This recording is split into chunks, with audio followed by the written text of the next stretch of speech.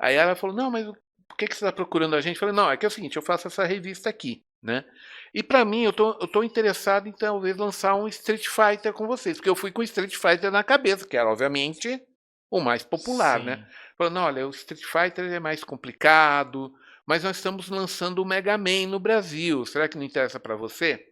Foi assim que a coisa começou. Olha isso, Foi cara. o simples é o seguinte, se o ônibus fizesse outro caminho, você nunca teria a revista do Mega Man no Brasil. Simples assim, certo?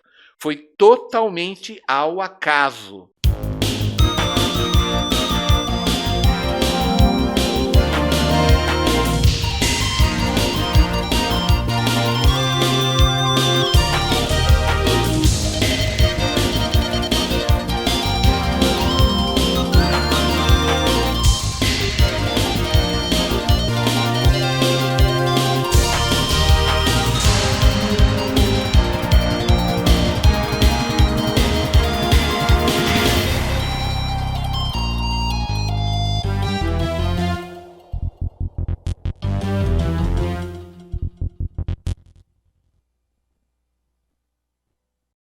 Seja bem-vindo a mais um Warp Zone Para, o programa que você já está acostumado, a gente só traz uma galera de época aqui que tem história para contar.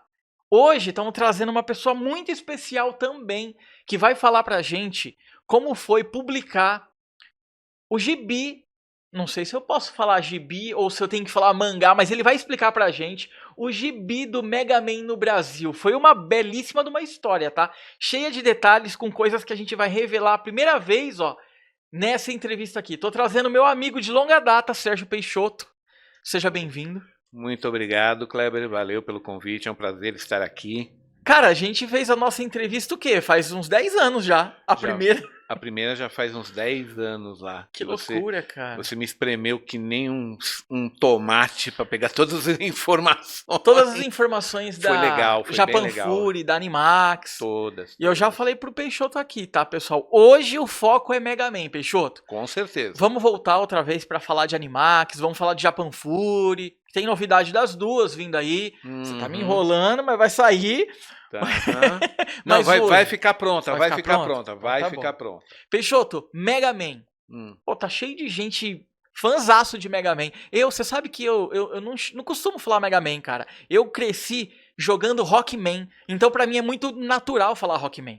Sim, é que no meu caso eu não jogava até a oportunidade de fazer a revista surgir, né? Então, pra mim sempre foi Mega Man. Eu Mais descobri natural. depois que o original era Rockman, né? Foi quando eu peguei esses mangás aqui com a Homestar, que aí eu vi que estava escrito Rockman, eu falei, então esse é o nome original. Porque antes pra mim era Mega Man, né? Só descobri através da Homestar o nome original, né? E baita de uma história. Peixoto, então já começa falando pra gente o seguinte, ó. O Peixoto, o cara da revista Japan Fury, que fazia as exibições lá na Orcade, tava publicando a revista Animax. Chegou um momento que veio na cabeça dele, vou fazer uma publicação do Mega Man. Como que isso surgiu, cara? Fala pra gente aí. Olha, vamos deixar bem claro que não foi nada planejado. Foi, na verdade, o seguinte. Foi a Homestar que veio a mim e não eu a Homestar. Lembrando que o Homestar era a Capcom no Brasil. Sim, a Homestar, a gente na época chamava de Capcom Homestar, né? Então, o que aconteceu foi o seguinte. Quando eu ia da minha casa para a Magnum, eu pegava um ônibus que subia a Avenida Lins de Vasconcelos aqui em São Paulo. Aí ela saía da Lins, virava à direita, né? E ia na direção da Ana Rosa. O que é que fica lá? A antiga sede da Capcom Homestar. Ficava lá. Um dia lá eu tô na janela, assim, olhando pro nada, né? Pensando na próxima edição da Animax que eu tinha que fazer. Quando eu vejo lá o logotipo da Capcom desse tamanho na frente de um sobrado. Que é isso? Né? Assim, entenda. Foi a Homestar que apareceu para mim, não fui eu que fui atrás dela, né? Quer dizer, eu fui atrás dela depois que eu descobri onde ela estava, é claro, né? Eu vi ela ali, aí no dia seguinte, porque eu já estava com o horário marcado para fazer coisa na editora, no dia seguinte eu fui mais cedo, passei lá, fui na cara de pau, foi cara de pau mesmo. Eu desci no ponto mais próximo dali e fui lá ver o que era, né? Porque quando eu olhei assim, eu vi parece que tinha uns arcade lá dentro, né? Então eu falei, não, eu vou ver o que é isso aqui. Aí eu entrei lá, na cara de pau perguntei para a recepcionista, lembrando que quando você entrava nessa antiga sede da Homestar, o que é que você tinha? Umas 20 máquinas da Capcom, Olha isso. tudo novinha, novinha em folha, Lançamento. tinindo, lançamento, coisa que eu não tinha visto em lugar nenhum. Tipo, eu só vi o arcade do Mega Man pela primeira vez lá, mas tinha lá Darkstalker, tinha Street Fighter, tinha Capitão Comando, tinha Alien versus Predador, Cadillac, Dinossauro, tava tudo lá. E você tinha que pagar pra jogar? Não, era de graça. Crédito infinito em Meu Deus. todas as máquinas com crédito infinito. Era o paraíso dos maníacos por arcade. Não, fliperama. Na época a gente não chamava de arcade, não. Naquela época era fliperama. Qualquer fã de fliperama ficaria louco se entrasse ali. Eu, como eu fui tentando ser profissional, me controlei, né? Aí eu fui na recepção, a menina, boa tarde, o que funciona? Não, é que aqui nós somos o escritório de licenciamento da Homestar, nós representamos a Capcom. Aí eu falei, vocês pegam licenciamento de produto? Sim, nós pegamos. Com quem eu posso falar? Aí na hora eu já fui apresentado para uma menina lá, não me lembro o nome da garota.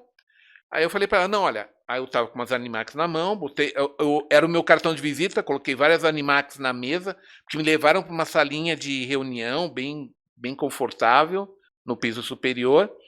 Aí ela falou, não, mas por que você está procurando a gente? Eu falei, não, é que é o seguinte, eu faço essa revista aqui, né?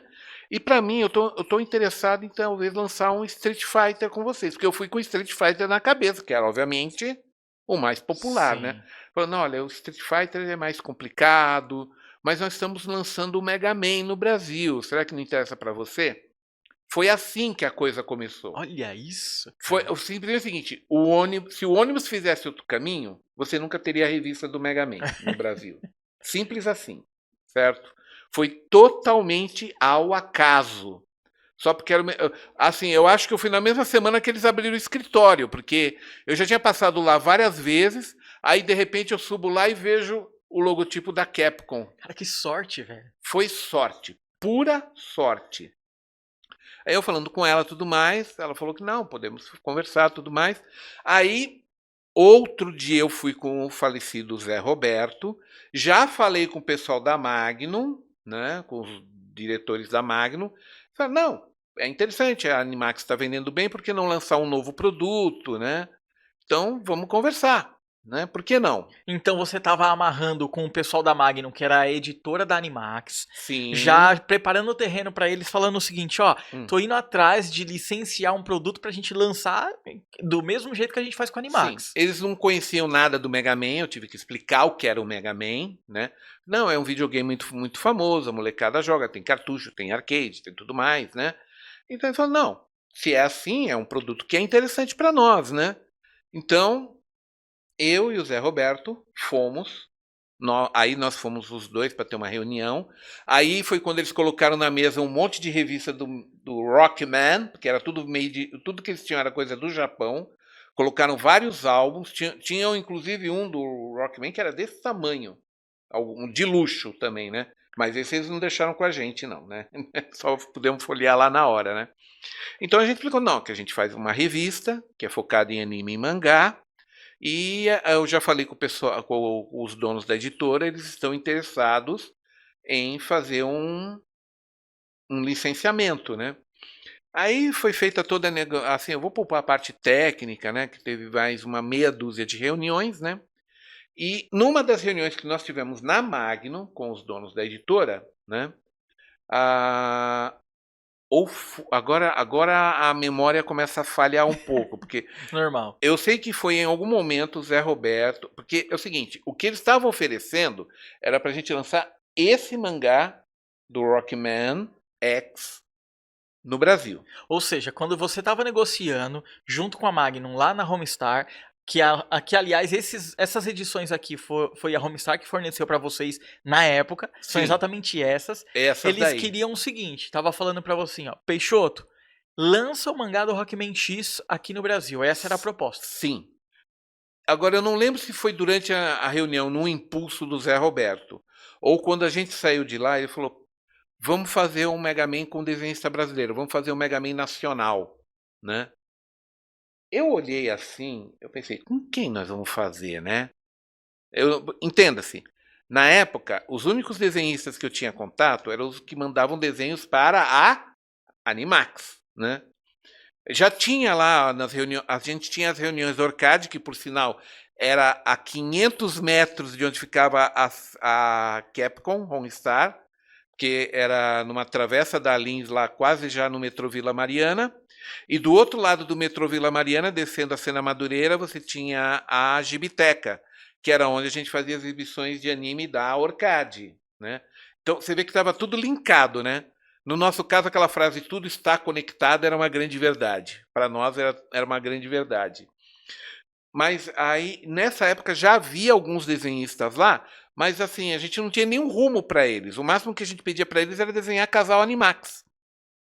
E alguns que faziam algumas ilustrações mais bonitinhas entrava como pôster no centro da Animax. Era o único espaço. Porque eu sempre tive a intenção de dar o máximo de espaço possível para os brasileiros se desenvolverem dentro dos meus produtos, né? Então, como tinha gente que desenhava mangá e eu queria mais gente desenhando mangá, então eu vou dar espaço para essa gente dentro da Animax. Mas entenda, não havia nenhum projeto de fazer uma coisa, não tinha a Hypercomics ainda, porque a Hypercomics veio depois do Mega Man e é outra história, então não entra aqui, né? Só que em algum momento o Zé falou: Peixoto, vamos pegar aquele pessoalzinho lá da Orcad e vamos fazer o Mega Man nós. Falei, olha, é legal, mas tem que ver se a Magno topa pagar, né? Aí o Zé falou, que pagar o quê? Deixa o pessoal fazer pela divulgação. Vê quem topar desenhar pela divulgação, porque aí a gente facilita para a Magno aceitar. Porque realmente a Magno era bem mão de vaca, né? Então a gente chegou lá e falou, olha, quanto à questão dos desenhistas, a gente pelo menos nas primeiras edições dá para fazer de graça o desenhista, porque vai ser o pessoal procurando divulgação, né? Aí conversei com o pessoal da Gibiteca, aí já, na época a gente já tinha o Paulo Henrique, o Fábio Paulino, a Erika Uano, o Eduardo Francisco. Os que desenharam as 6, 7 primeiras edições já estava tudo lá, já era um núcleozinho formado, Legal. né? Tá?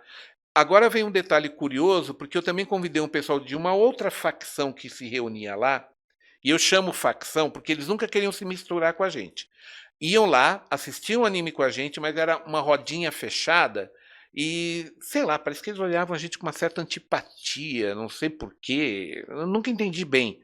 Eles queriam ser um grupinho à parte.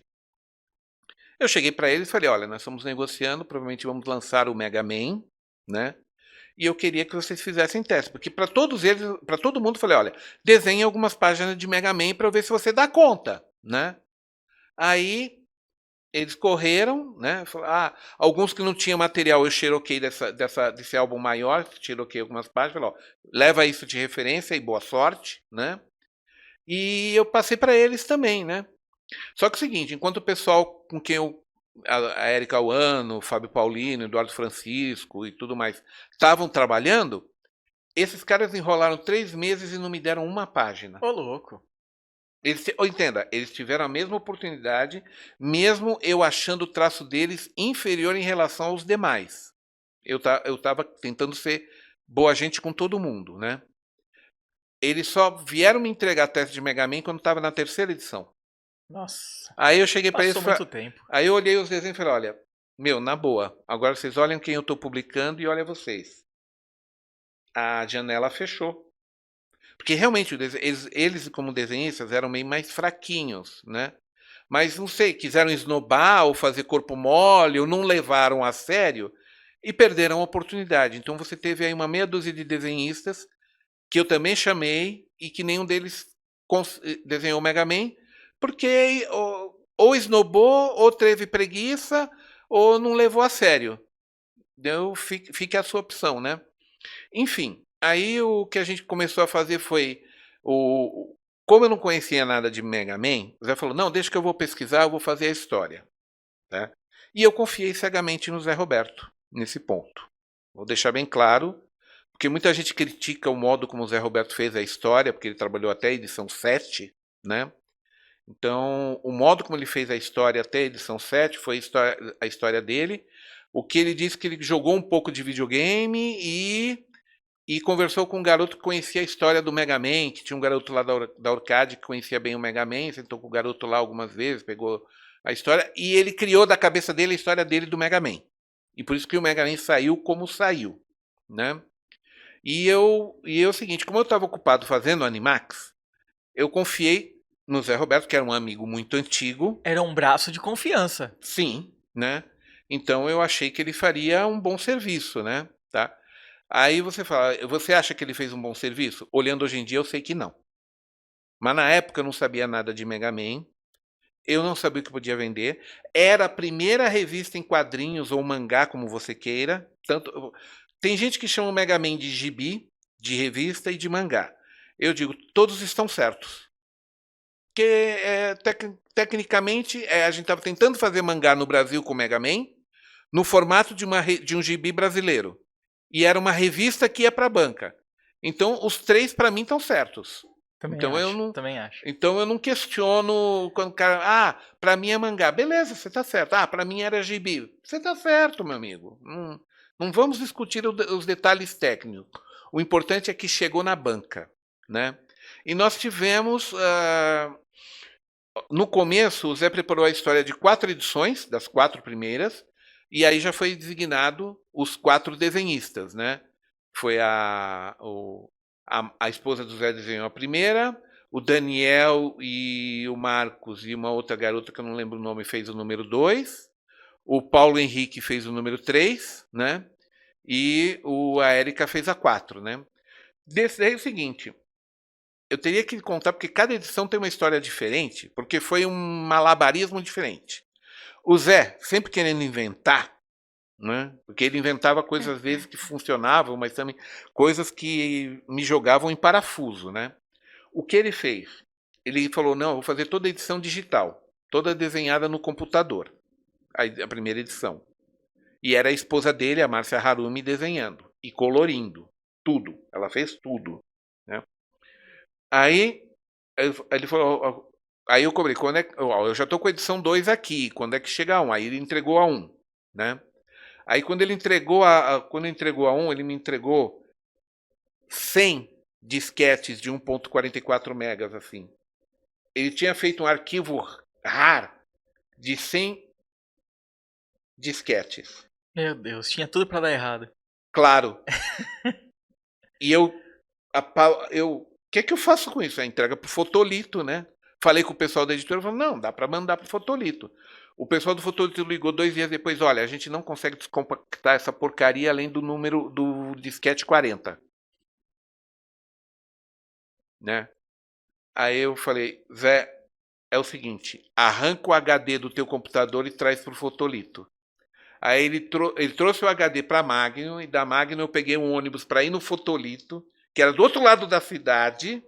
Aí eu entreguei o Fotolito, aí eles espetaram lá no computador para conseguir baixar a edição. Foi assim que a primeira edição foi feita. Trancos e barrancos, mas saiu. Saiu. E a edição 2, que foi feita pelo Daniel, que ele fez lá de Porto Alegre, né? Ele adorou fazer, né? Ele mandou para mim as páginas originais, depois eu devolvi para ele. Aí a gente fotolitou, devolveu para ele. Aliás, a maioria das edições a gente fotolitou e devolveu para o autor, né? Então aí o que aconteceu foi que o Mega Man chegou na banca, né? E a venda até que foi razoável. A tiragem foi 40 mil cada edição. Hoje em dia a gente fica besta de ouvir esses números, mas isso era uma edição mediana na época, né? A gente está falando de uma época que a Herói saía 120 mil exemplares. Nossa, se comparado com a Herói era um número bem baixo. Porém, a gente tá falando de quadrinho nacional também, né, Peixoto? 40 mil exemplares era um número legal, hein? Olha, eu mesmo fiquei assustado, porque é que a Animax era 40 mil a tiragem também, e ela vendia em média 40% a 50%. Aí falou, pô, só a metade? Isso daí bastava para bancar todos os custos de produção e dava lucro para a editora. Então todo mundo ficava satisfeito, né? E porque você tem que lembrar que o dono da banca tem que ter lucro com a revista, a distribuidora e a editora. E por tabela a gráfica e o Fotolito e nós. Então você entenda quanta gente se sustentava com 40 mil exemplares da Animax. E eles falaram, vamos rodar 40 mil também. e pelo mesmo preço da Animax, que era R$1,90 na época, né? R$1,90. Que era bem convidativo. Era Vamos combinar. Era o precinho padrão da época, né? Legal. Acho que era até o mesmo preço da Herói na época, se eu não me engano. Sim, R$1,90, R$1,99, alguma coisa assim. Exatamente. Verdade. Só Agora, pra não... Peixoto, uma curiosidade. Hum. No momento que vocês apresentaram a ideia, então vocês deram uma réplica para Homestar do seguinte: ó, vocês falaram pra gente, sugeriram pra gente publicar o Rockman X, mas a nossa ideia é fazer nacional com desenhista brasileiro. Eles toparam na hora. Que legal, cara. Eu pulei essa parte que seria bom explicar, né? Eles toparam na hora. A gente chegou a apresentar, a gente só apresentou a revista pronta para eles. Eles, em momento algum, a Homestar fez alguma censura do nosso trabalho. Lindo. Assim, eles não... Eles só queriam números. Eles não estavam se importando, assim... Eu falando isso, parece até que eu estou depreciando o meu próprio trabalho, mas... eles não se importavam com a qualidade da revista. Com lore. Eles não se preocupavam com o background da história, se eu estava seguindo o game ou não. O importante para eles era que tivesse uma edição do Mega Man sendo lançada. E aí você pergunta, mas e a Capcom dos Estados Unidos, a Capcom do Japão? Nunca se manifestaram. Nunca tive nenhuma manifestação. Porque, gente, anos 90, não tinha internet, não tinha esse negócio de comunicação online. O máximo que você tinha era fax internacional, pagando ligação internacional. Era tudo resolvido pelo correio. Eu não faço nem ideia se eles mandaram pelo correio para a Capcom do Japão e dos Estados Unidos algum exemplar do meu Mega Man. Eu não sei, eles nunca me informaram nada. E vou ser sincero, eu estava tão satisfeito deles me deixarem de rédea livre que eu nunca fui cutucar a onça, né? Eu nunca fui perguntar, o que vocês estão fazendo? O que está acontecendo? Estamos indo bem? Estamos indo mal? Eu nunca perguntei. Porque, como eles não se manifestaram, então para mim, então está tudo ok, né? Então, vamos em frente. E continuamos fazendo o Mega Man do nosso jeito. Que né? fantástico. Assim, nós tivemos uma... Agora é que eu tenho noção, que eu boto a mão na cabeça, que fantástica liberdade de criação que a gente teve.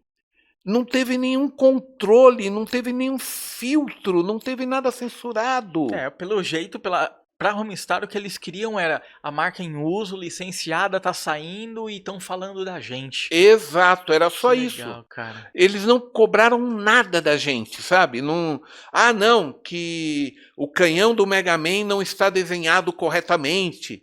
A Arrow não pode ficar só de biquíni. Nunca falaram nada. Olha isso. Portanto, gente, eu sei que dói em alguns fãs que detestam o Mega Man brasileiro, mas nós somos canônicos, viu? Porque a Capcom aprovou, então é canônico. Não, e eu penso o seguinte, ô Peixoto, eu já até conversei com você sobre algumas críticas, né? Falava, olha que isso, que absurdo, Mega Man e tal. Eu sou fanzaço de Rockman, antes de Mega Man até. Cara, adorei. Gostei de passar história pela prefeitura de São Paulo, de ter um robô nordestino. Cara, vocês fizeram um trabalho belíssimo, maravilhoso. O Maludijan, que é o nome daquele robô Transformer nordestino, que fazia a formação macaxeira dobrada. Eu não esqueço disso até hoje, porque ali foi um momento de genialidade do Zé Roberto na história, né? Ele falar que o robô, vocês não pagaram o Abits, então vocês não podem ficar aqui, então nós vamos ter que eliminar vocês. Aquela história foi fantástica, entre muitas outras coisas fantásticas que ele fez, né? Ele pegar o X e transformar o X num esculacho em forma de robô, como é que a gente fala, no ponto humorístico da série, foi espetacular. Aquilo ficou sensacional, o pessoal adorou também. Eu recebi, olha, na boa, para cada carta reclamando, eu recebia 5, 6 elogiando. E aí, pronto. Então, pagou a conta. Então, dane-se. Dane-se. Agora, Peixoto, me diz uma coisa. Imagino que, então, esse início foi meio turbulento, até encontrar, né, o caminho melhor para a história, os desenhistas já, né, se habituarem a fazer, mas chegou um momento que a gente viu surgindo na página do Mega Man, desenhista que hoje tá trabalhando para fora do Brasil. Como que essa galera chegou em Olha, você? eram todos leitores da Animax que mandaram desenhos para mim pelo correio e que eu achei eles tão fantásticos que os convidei para ir para a Gibiteca. Então, o que aconteceu foi que a Gibiteca, aos poucos, se tornou uma escola de desenho não oficial. Então, você imagina reunidos naquele espacinho lá da Gibiteca, lá na Sena Madureira, na Vila Mariana, reunido numa mesa, botando suas pastas abertas assim, a Lídia Megumi, a Érica Uano, o Fábio Paulino, o Eduardo Francisco, o Paulo Henrique, que está dentro dos Estados Unidos, o Eduardo Francisco, que trabalha aí também fantasticamente, a Érica Uano, dispensas e comentários, né? Tá?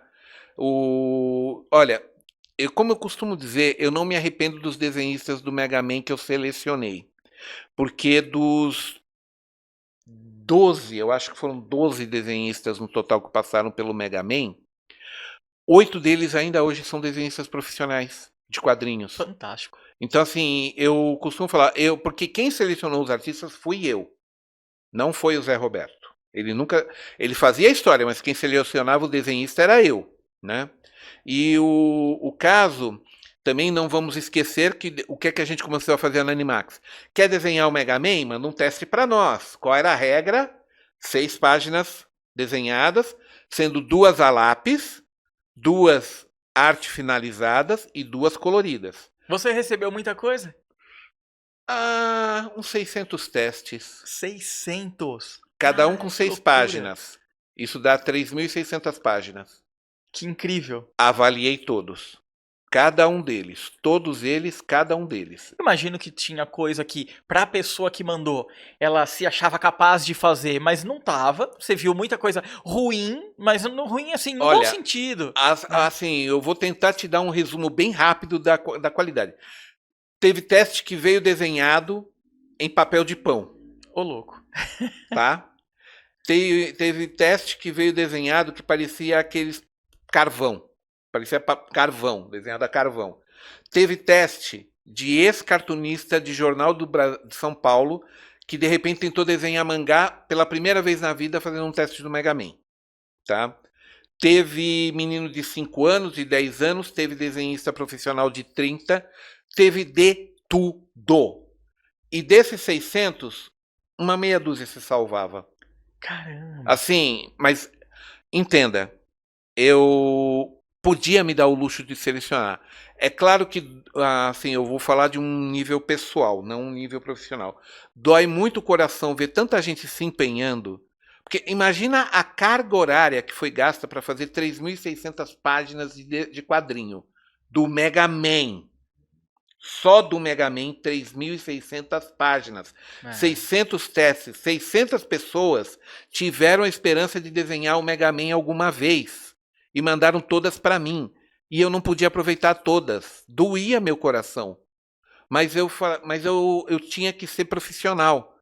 Uma das coisas que eu aprendi com um dos donos da editora Magno foi ser um editor mais profissional. Deixar o emocional de lado e focar no sucesso do produto.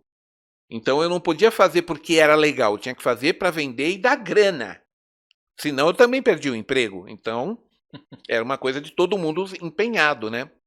E aí eu parti do seguinte, olha, os que forem melhores desenhistas vão entrar, os melhores, os menos melhores, talvez eu dê uma chance na Hypercomics, porque aí nessa época já estava começando a Hypercomics.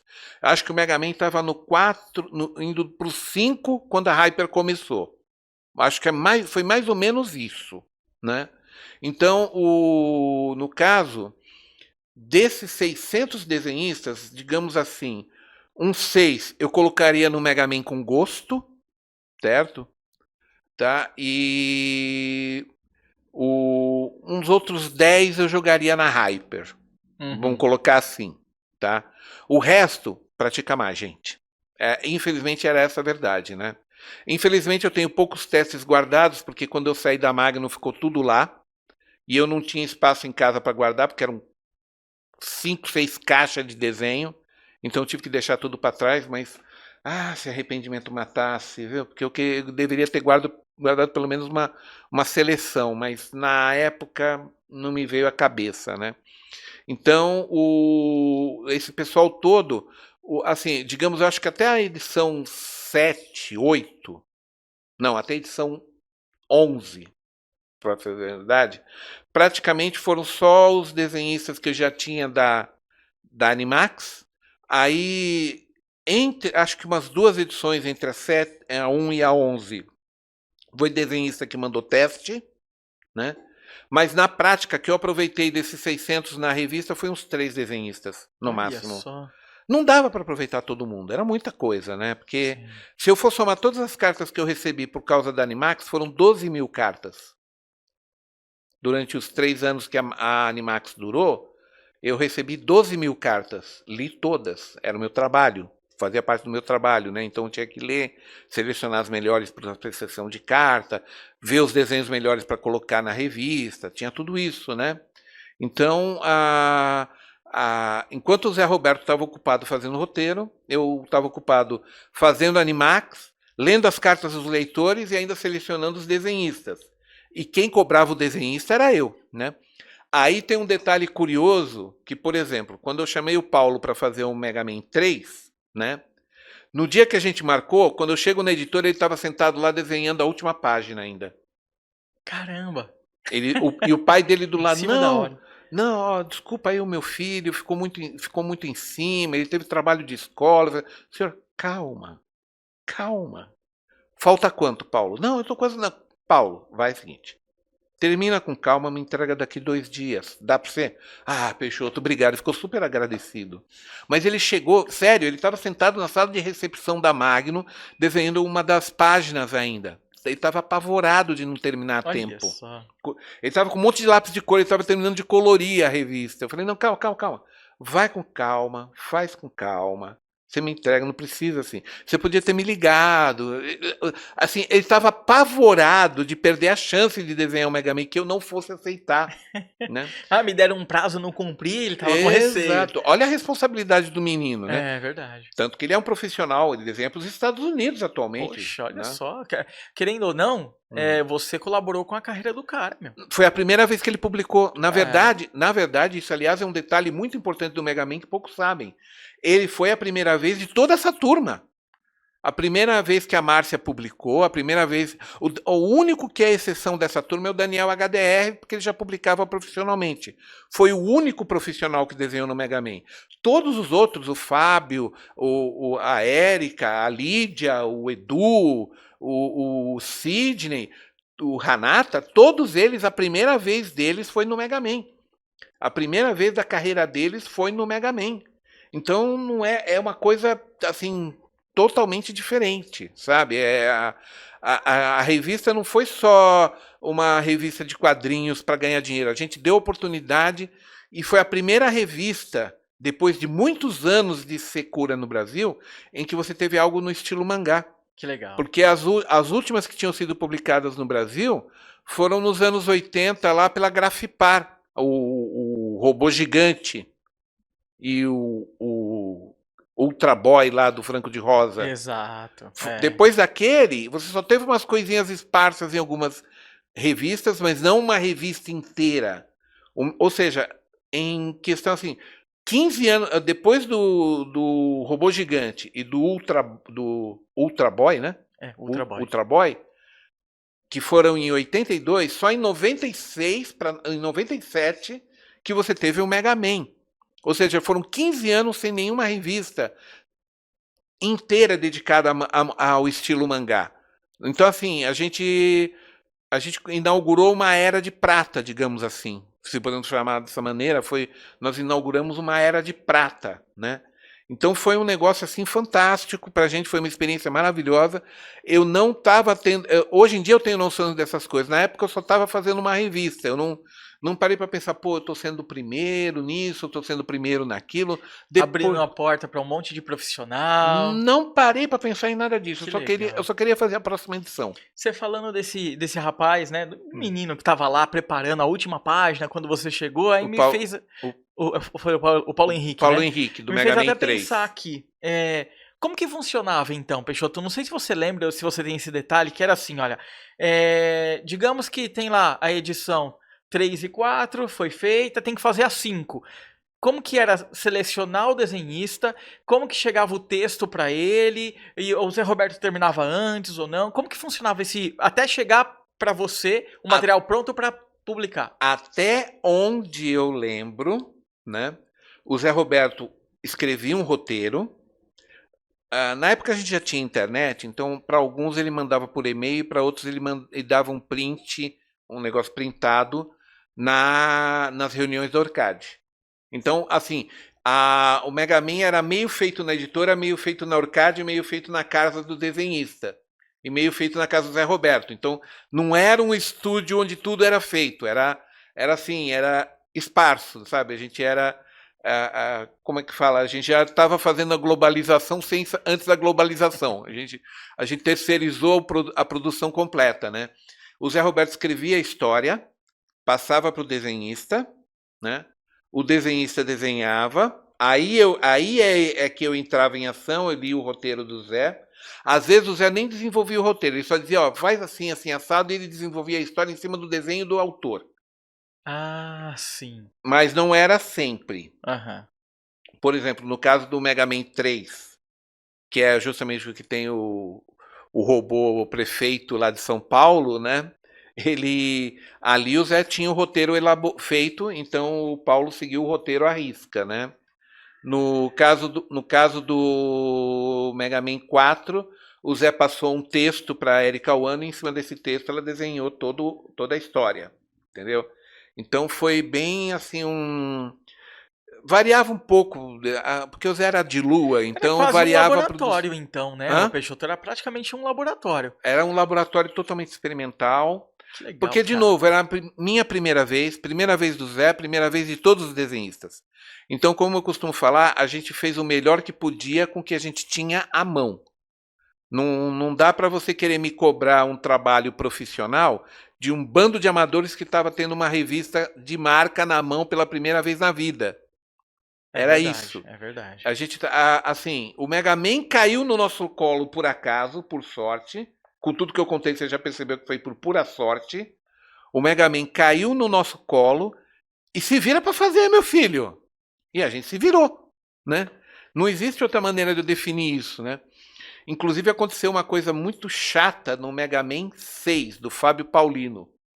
Ele tinha terminado de desenhar toda a história, só que ele morava em cooperativa com os parentes lá numa casa, e parece que só alguns. Ele tinha que dividir a casa com a família.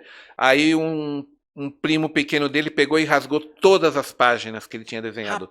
De pura Rapaz. maldade, de pura sapecagem. Aí Meu ele Deus. redesenhou tudo em uma semana para me entregar no Caramba, que prazo. loucura.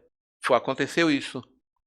E ele falou, Peixoto, é isso que acontece quando a gente mora de favor. Ele falou desse jeito. Caramba, e foi o quê? O Mega Man 6, né? Mega Man 6. Por isso, assim, eu costumo falar que o Mega Man 6 ele não é o melhor do Fábio Paulino, porque ele não teve tempo de fazer o melhor. Ele teve que correr ali, porque ele tava desesperado para entregar no prazo, e eu também já estava com a número 5 pronta, que era da Lídia, que a Lídia entregou tudo redondinho no prazo, pá, aquela coisa linda. Foi aquela corrida maluca lá, né? Aquela corrida de maluca lá. E o Fábio Paulino tinha desenhado, segundo ele, as páginas estavam legais, mas eu nunca vi essas páginas rasgadas, né? Mas eu imagino que ele simplesmente pegou as páginas e redesenhou por cima, imagino isso, mas não é a mesma coisa, né? Ah, não, não, de forma alguma. Ele deve ter feito isso pela praticidade. Porque, Para né? em uma semana ele dar conta de tudo, né? Rapaz, que desespero, hein? Não, isso aconteceu isso no Mega Man 6, Que né? legal. Aí eu lembro, no Mega Man 7 foi um rapaz que tinha mandado o teste, aí eu coloquei ele, agora não me lembro o nome do rapaz que desenhou o número 7. O número 8 foi o Sidney, que também foi a primeira vez dele, né? Então, aí foi todo mundo trabalhando, né? Cada um fazendo a sua edição, cada um fazendo o seu trabalho, e todo mundo super feliz, né? E a gente só começou a pagar o Mega Man mesmo para os desenhistas a partir da edição 11 ou 12, eu acho, já na reta final, né? Uhum. Tá?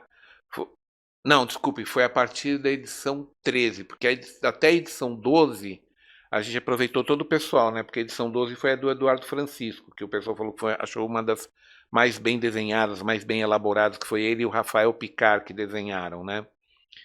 Só que o Edu seguiu carreira, o Rafael não, mas enfim, né? Mas ou seja, só a edição 13, 14, 15, 16 que foram pagas, né? Os demais foram todos feitos de graça. Eu acho que quando chegou na edição 10, foi quando cortaram para metade da tiragem, que foi a mesma coisa que aconteceu com a Animax. Uhum. Porque chegou uma época que a venda começou a cair, então rodar 40 mil não compensava mais. Então eles falaram, nós vamos cortar a tiragem pela metade para manter um ganho. Foi o que a Magnum me passou. E eles fizeram isso com todas. Então foi assim com a Hyper, foi assim com o Mega. Então eu não lembro exatamente qual a edição do Mega. E eu acredito que na Animax foi por volta da edição 25, 26 que isso aconteceu de. Assim, quando chegou na metade, cortou pela metade. Foi mais ou menos isso, eu não tenho muita certeza. Eu não lembro mais a partir de qual edição a tiragem passou de 40 mil para 20 mil, né? Mas isso foi o que permitiu a revista sobreviver. Então, não foi uma má decisão, né? Se você for ver, foi na metade da revista, né? Pelo menos Aham. falando da Animax. Agora, com relação ao Mega Man, você já meio que adiantou, falou assim, ó, eu não cutucava a Homestar lá pra saber como tava indo, então assim, de qualquer forma, eles deixaram seguir o barco. Você tocou o barco até... Nunca recebi um A deles. Que legal, Nada. cara. Nenhum recado, nenhuma dica, nem dica. A única coisa que eles me deram foi essas revistas aqui. Essas revistas que estão aqui foram as únicas coisas que eles me deram. Essas revistinhas aqui do Mega Man. Eles me deram mais algum. Na verdade, eu recebi acho que uma meia dúzia de revista. Aí o Zé Roberto levou algumas para casa e eu fiquei com essas que eu guardei e tenho guardado até hoje porque foi uma lembrança, né? Eu peguei essas da Homestar, né? Sim. Fora isso, acho que eles deram os catálogos de propaganda do videogame do Mega Man, mas esses eu não tenho mais, infelizmente. Era um panfleto em inglês do Mega Man, que era só por causa dos desenhos, né? Mas, assim, o resto tudo a gente teve que se virar, né? Eu soube de alguns da equipe que eles gravaram episódios do Mega Man que passava na TV para usar o personagem como referência, né? Olha só. Outros alugaram o cartucho de videogame para jogar em casa. Cada um se virou do seu jeito para desenhar o Mega Man. Pesquisa de campo, hein, cara? Eles já estavam se profissionalizando ali. Não, olha, eu vou te dizer, para um pessoal que trabalhou de graça, foram muito esforçados, viu? Tá? E aquele negócio, a editora para eles sempre falavam para a gente que a revista era deficitária, que não estava dando muito lucro, porque eu mesmo nunca vi nenhum ganho também do Mega Man. Todo esse trabalho também não tive nenhum ganho. Olha só, então assim, a Magnum foi com vocês A no Magnum projeto. embolsou tudo, vamos deixar bem claro. Embolsou, era nesse ponto que eu ia chegar. Então, eles lançaram, não precisaram pagar pelo licenciamento do original porque estava com um desenhista brasileiro fazendo.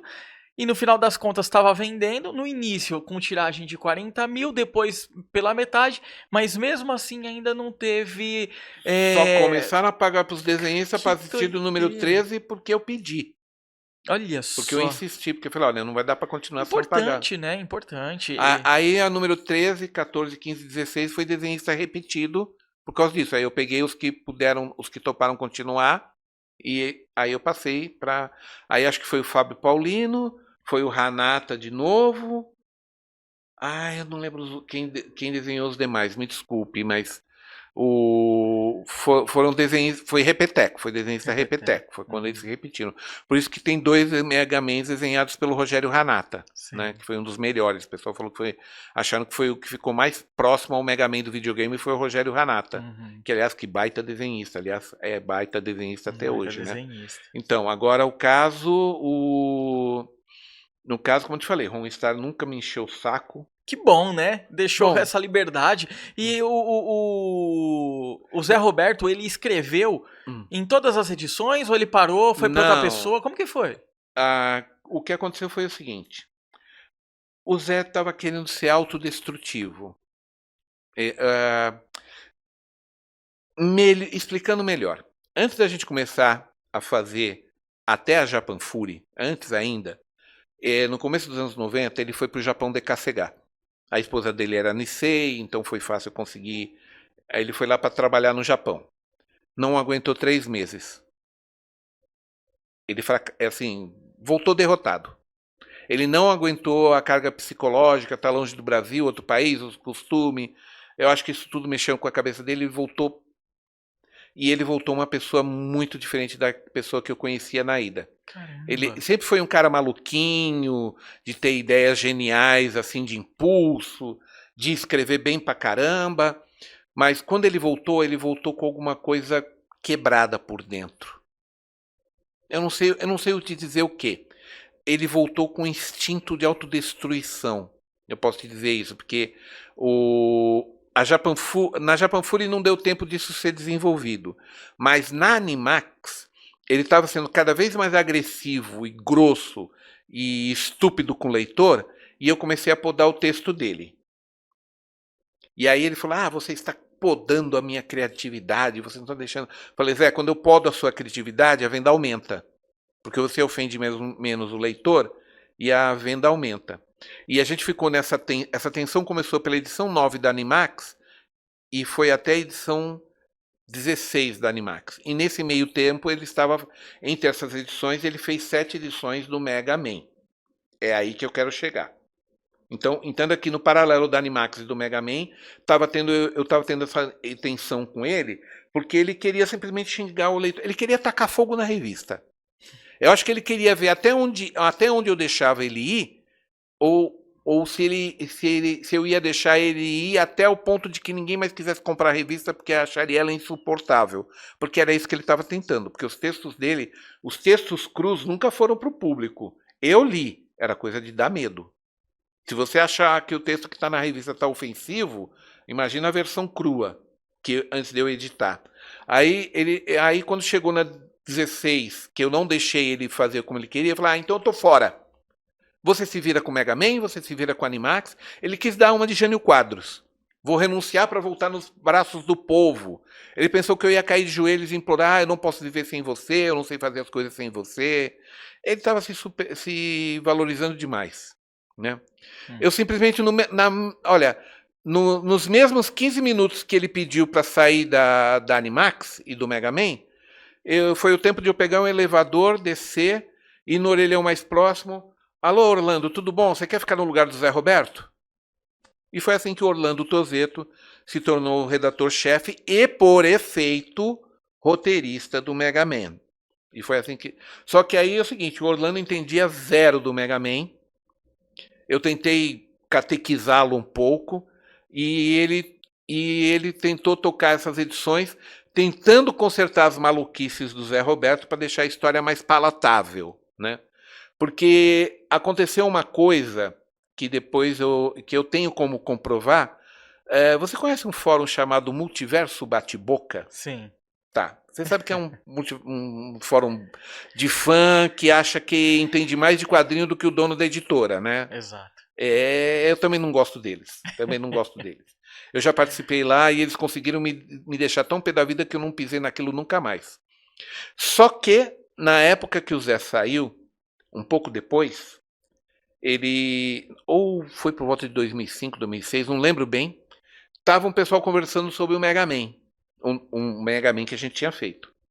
E aí o Zé fez uma confissão lá. Agora eu não sei se ele inventou essa confissão para esnobar o pessoal do multiverso, porque você sabe que o Zé Roberto era muito de inventar história maluca, ou se ele estava sendo realmente sincero. Eu acredito que ele estava sendo sincero, porque o rumo que o Mega Man estava tomando era esse. Se lembra que na edição 6 ou 7 apareceu a tal da princesa, Sim. que era uma personagem dele, de uma série chamada Elementais, etc. e tal. Tá. E aí ele pega uma edição para fazer um discurso contra o quadrinho nacional. Deixou de ser uma história do Mega Man para ser uma história da princesa. E eu ia podar isso nas próximas edições, só que não deu tempo porque ele saiu. Aí foi quando o Orlando, na edição 8, botou ela para fora na porrada, certo?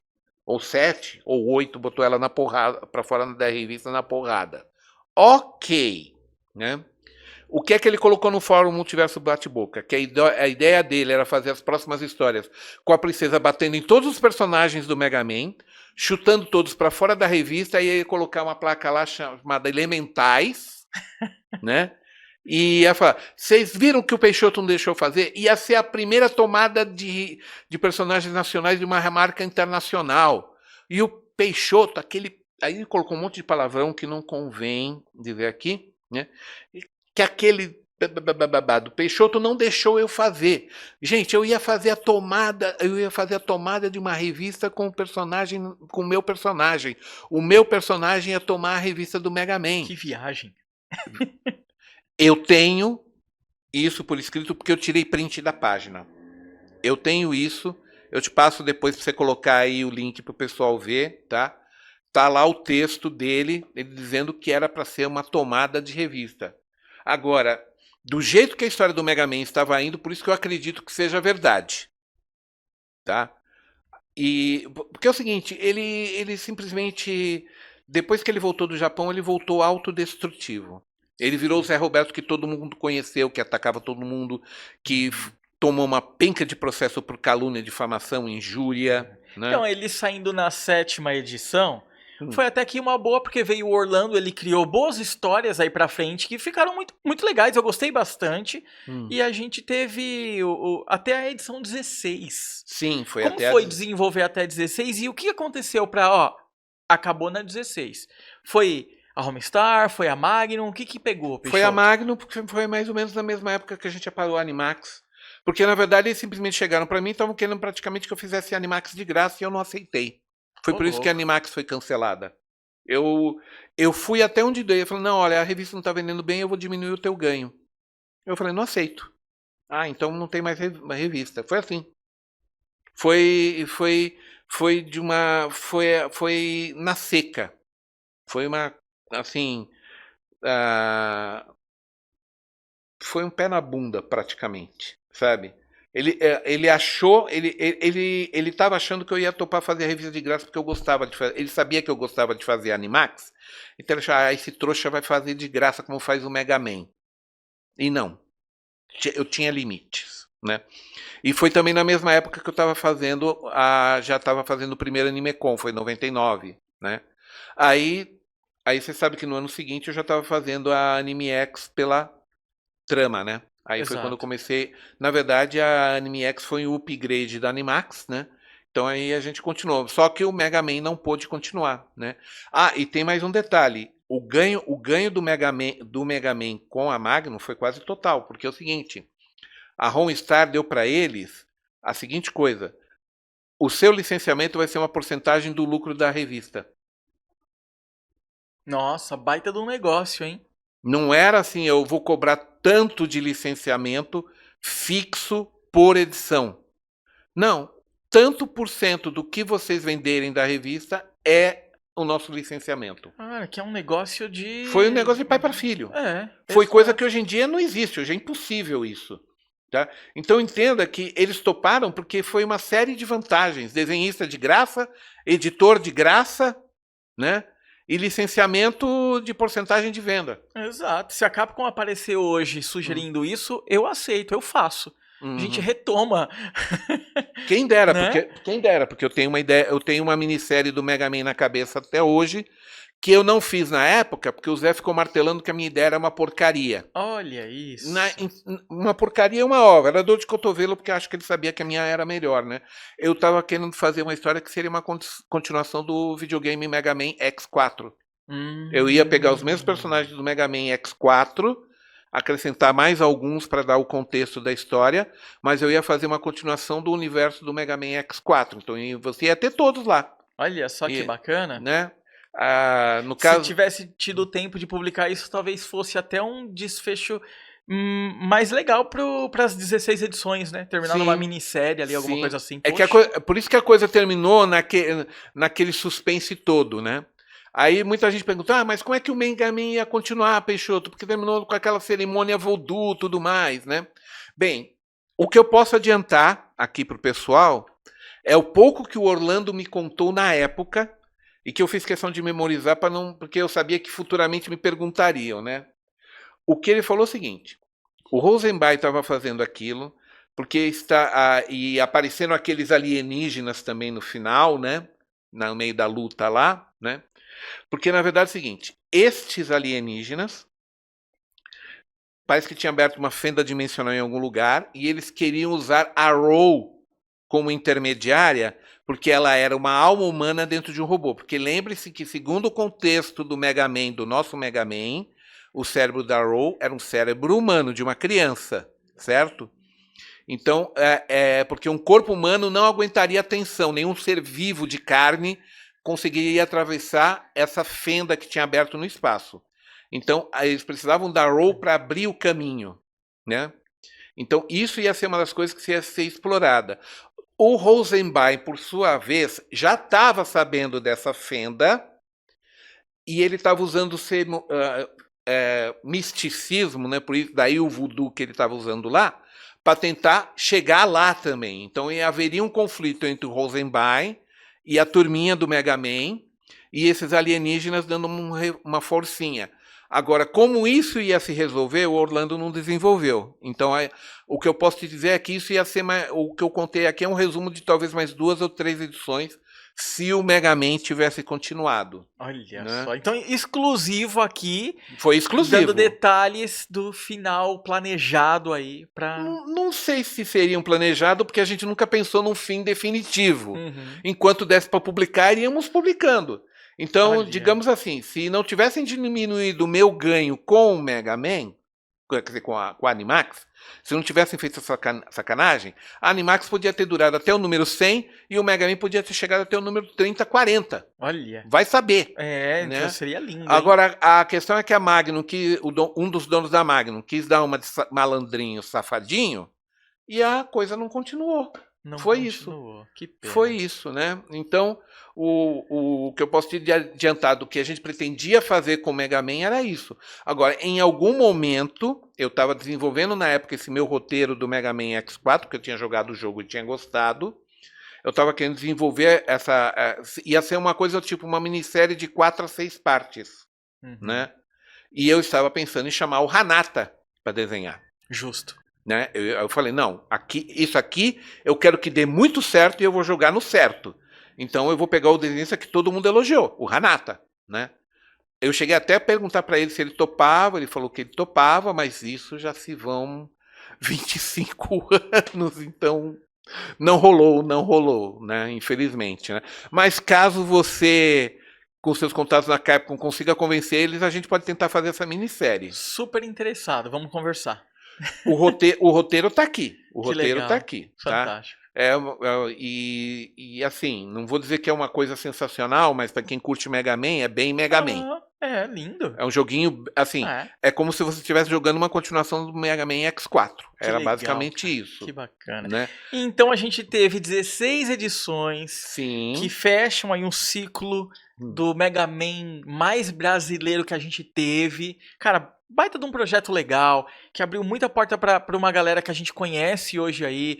Cara, quem fala mal, de verdade, assim, que não entendeu o projeto, não viveu aquilo na época, viu depois, eu só lamento pra essas pessoas, só lamento por elas, de verdade. E pra gente encerrar, Peixoto, nosso tempo aqui, como eu te falei, né, curtinho, pra focar em Mega Man, depois que concluiu, não tava fazendo mais, 16 edições.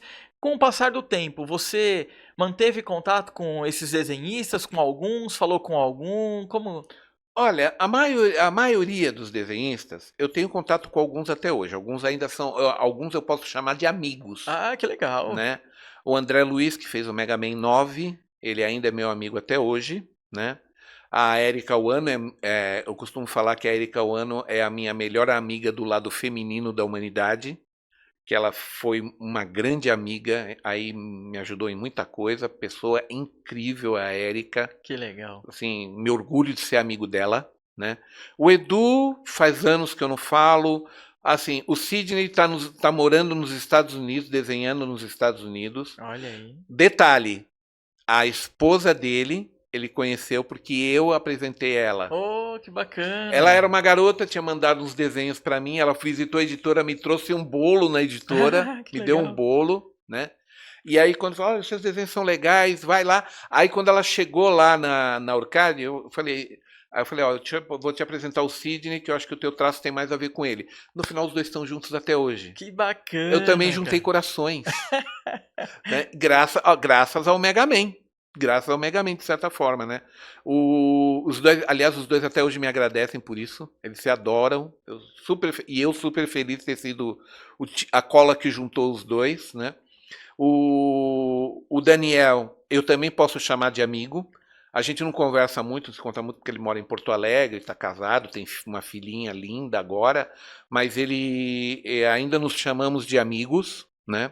E por desnecessidade dizer todo o trabalho que ele fez, né? Do Digimon para frente, tudo que ele desenhou, Delay de Death e tudo mais, fantástico, né? A Márcia, perdi contato com o Zé, perdi contato com ela, então nunca mais, né? Assim, eu posso te dizer que dos 12 desenhistas do Mega Man, eu mantenho contato firme com 3 e esporádico com mais uns 5. Né? Então, como eu falei, é um pessoal que eu não me arrependo de ter selecionado. Como eu costumo falar, eu sei que eu fiz o melhor com o Mega Man só de olhar para os desenhistas que eu escolhi. Porque todos estão aí até hoje, não foi um pessoal aleatório por interesse, porque a gente teve coisas curiosas, assim, fechando rapidinho. Eu tive uma mãe advogada, Olha que isso. tentou na carteirada me convencer que o filhinho dela de 7 anos podia desenhar uma edição de Mega Man. Oh, Deus. Ela ficou 1 hora no telefone comigo me martelando que o filhinho dela de 7, 8 anos tinha talento para desenhar. Falei, senhora, eu só posso avaliar se mandar teste. Mas não precisa de teste, ele desenha muito bem, eu sei que ele desenha bem. Falei, senhora, a regra da revista é, todo mundo tem que fazer página de teste. Manda os testes e eu dou uma avaliação. Nunca recebi. Eu tive mais 2 mães que me ligaram, também com filhinho de 10 anos, querendo desenhar Mega Man. Falei a mesma coisa, manda teste, sem teste não dá para avaliar. Não mandaram, né? Elas acharam que na chantagem sentimental ganharia. Agora, essa advogada tentou na carteirada. Não mandaram e eles estão no mesmo grupo daquela galerinha que ia ali na apresentação da Gibiteca, que também nunca mandaram. Não, eles aqueles lá não mandaram, como eu falei. Tiveram os motivos deles, mas eles tiveram a oportunidade e jogaram fora a oportunidade. É isso. Oportunidade tiveram, né? Porque esses outros menores, essas criançadas que veio a mãe dando carteirada ou chorando lágrimas, esse daí nem chance tiveram. Porque eu falei, manda teste para avaliar. Aí seria a chance deles. Nem teste mandaram logo, né? Mas eu recebi carta de tudo. Muita gente mandou do roteiro, projeto de roteiro do Mega Man. Olha só que legal. Né? Foi muita coisa maravilhosa. E é o seguinte, se virassem para mim e falassem, Peixoto, você faria o Mega Man do jeito que você fez? Com a experiência de hoje em dia, claramente que não, né? Mas uma coisa, se eu pudesse mudar, eu não colocaria o Zé como roteirista. Eu já colocaria Orlando logo de saída. Só que aí eu faria o roteiro junto com o Orlando. Aí eu me empenharia porque eu deixaria mais próximo ao game, tá? Mas isso é uma coisa que é no hipotético, no C, né? Sim. Se eu tivesse uma oportunidade de voltar no tempo e corrigir algumas coisas, eu não deixaria o Zé cuidar do roteiro do Mega Man. Né? Mas foi como foi, saiu um trabalho muito legal que a gente está conversando aqui sobre essa história, marcou o quadrinho nacional, Peixoto. O trabalho que você fez, cara, foi muito bonito e eu tenho as minhas edições até hoje, né? Muito obrigado, muito obrigado. Cara, eu agradeço pela sua participação, como eu te falei, você volta pra gente conversar pelo menos mais umas 2 vezes, porque a gente vai falar de novo de Animax, Hypercomics. Ó, tem muita coisa boa pra gente falar. Você volta aqui, tá, Peixoto? Pode deixar, é só chamar que eu vou. É só chamar que eu venho. Belezinha. Então, ó, quem acompanhou, espero que vocês tenham gostado dessa história que conta um pedacinho do quadrinho no Brasil. E aí também, claro, traz aqui algo que a gente ama, que é Mega Man, Rockman, Capcom dos anos 90. Né? Então, se vocês curtiram, fiquem de olho, porque o próximo Warp Zone Para a gente vai trazer aqui também mais outra história tão interessante quanto. Beleza? É isso, até a próxima e valeu!